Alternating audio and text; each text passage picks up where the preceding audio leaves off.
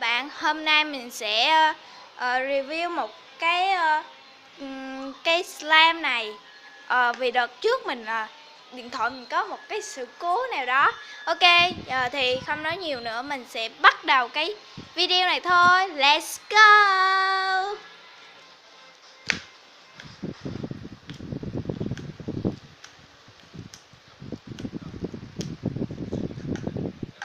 Wow, đây là một cái slime cực kỳ đã luôn.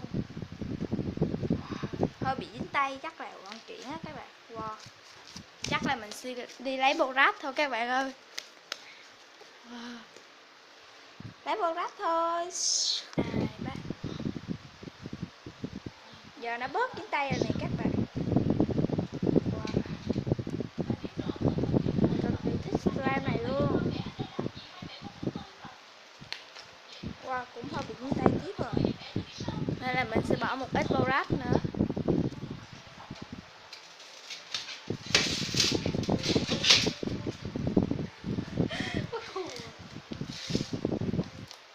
Xin lỗi các bạn bởi vì có một bạn quen nhà mình chơi á.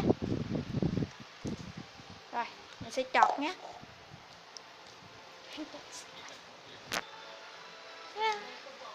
Wow, cục slime này. Mình chơi khó chơi xíu xíu. Wow. Chắc là mình ngồi đầu ở trên nha, tại vì mình không có thể nào mà chọt như thế này được. Wow, đã quá các bạn.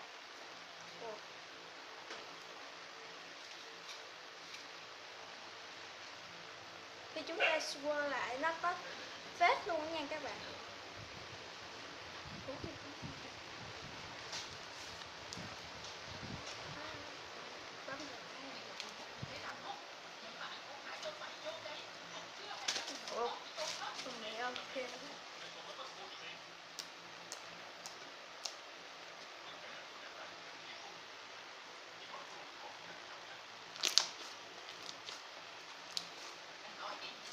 Cái này to bị nhỏ.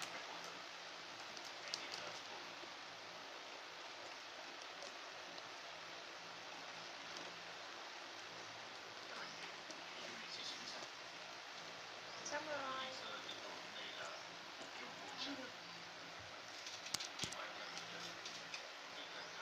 Đây là một loạt những cái mà mình mua của bạn Boss Slime nha. Mình sẽ cho các bạn xem lần nữa. Wow, đẹp quá. Không có màu xanh tiếc quá. Còn đây là Squishy. Em Squishy này cực kỳ đã luôn, cũng trọng tăng. Và đây là một bịch tinh tuyến có nhiều, chắc là mấy chục luôn á, mấy chục cá hữu. Còn đây là dạng cốm như sao, đây cốm đỏ.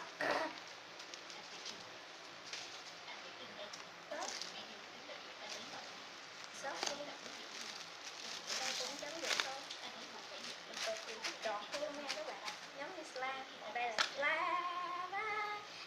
Các bạn đã xem hết video này. Nếu như các bạn thích video này, hãy cho mình một like and subscribe trên kênh Hạ Vi nha. Bye bye thôi.